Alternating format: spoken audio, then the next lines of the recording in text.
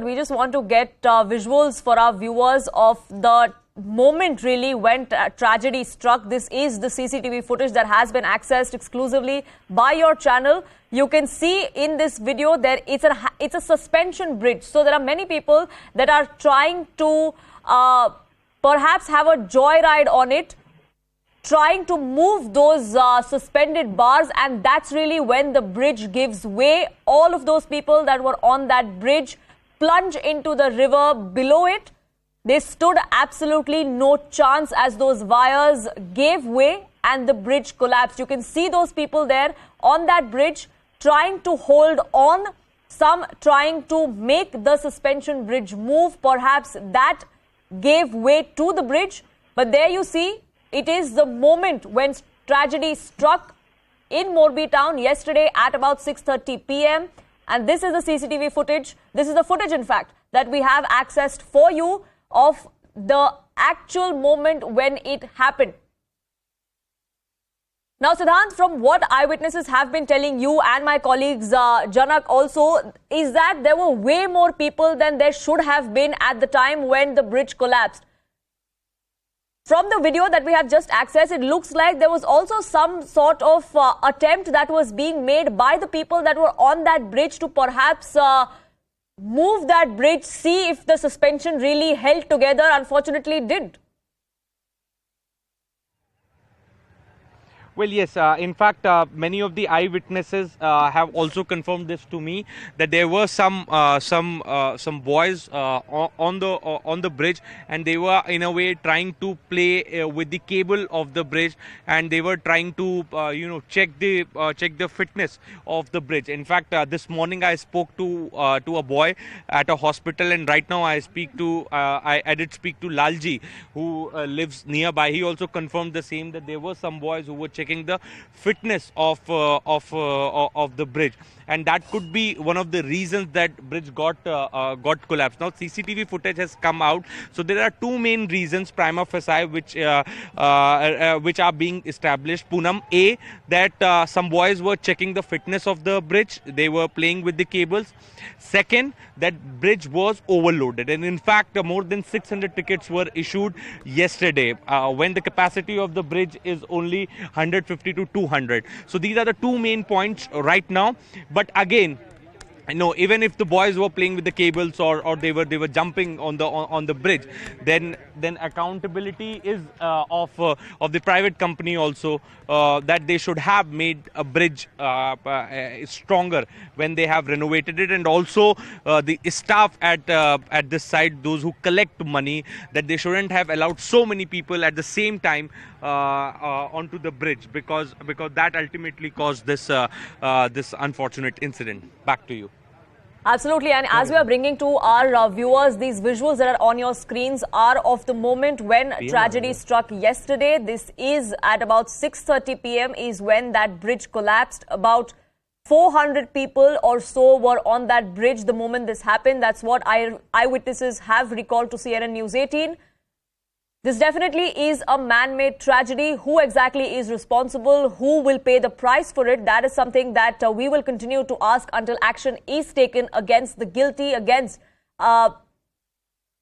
We will not stop to raise your voice to ensure that all those guilty, all those who have now been booked for culpable homicide are brought to book, and justice is given to the families of these 135 innocent people who lost their lives yesterday because the bridge collapsed. There you see on your screens where some people are trying to pull on the wires, pull on the suspension cables, perhaps to test really whether it could withstand the weight. Unfortunately, it didn't, and that is why we've seen these loss of lives. Siddhant, even as we're bringing these visuals, dramatic ones at that, for our viewers, do put in perspective for us what exactly this means for the private firm or the contractor who has now been booked for culpable homicide. Well, look, I mean, that is not going to reduce trouble for the private renovator, the private company, because yes, this could be a fault of boys, those who were playing with the cables and jumping on the bridge to check whether a bridge is in the right condition, or for that matter, too many people were allowed on the bridge at one point. But a private company needs to be blamed for this, because the renovation work was carried by them, and if bridge was not fit completely, then they should have kept a permissible limit that this many people can only be inside the bridge at one given point in time. That was also not done. So a careless attitude could be seen, and is being established after going through the elements that are surfacing, the evidence that are surfacing, and the eyewitness accounts, that there is indeed a fault of a private company. And in fact, police is also looking into that direction. They are also probing the matter in that very direction. Back to you. Absolutely. The investigation is on. A special panel has been formed by the state government as well to probe into what exactly transpired, what are the things that led to the loss of over 130 lives. Now, the state government is doing all it can, is what they're saying, but the civic body, the municipality of Morbi, is going to be in the dock, and the state will be under pressure to act against them as well, Siddhant, isn't it? Well, yes. Yes, civic body is a body which takes care of the developmental works, renovation works across the district. Then there is a state government, central government. But this time around, the assurance has come from the top, and since Prime Minister himself is personally involved, Chief Minister himself is personally involved, so there are very less chances of justice not being delivered in this case, because party level also, and at the government level, it is being taken very seriously, because Gujarat has a good reputation of bridges, roads, good infrastructure, and such incidents are very rare in the state of Gujarat, because most of the areas are developed. They have good roads, they have good facility, they have good bridges. So this particular incident has also caused dent to the reputation of Gujarat, and this is the reason that it is also being taken very seriously, and yes, the innocent lives are lost. So a message needs to be sent out that this kind of careless attitude will not be tolerated again in future.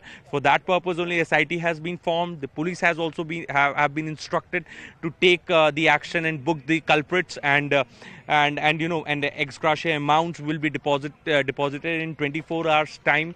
It has never happened before. So all these steps are being taken by the government, so that relief and help can reach to the family members of victims and those who are no more as early as possible. Back to you. Absolutely. The state government swung into action. The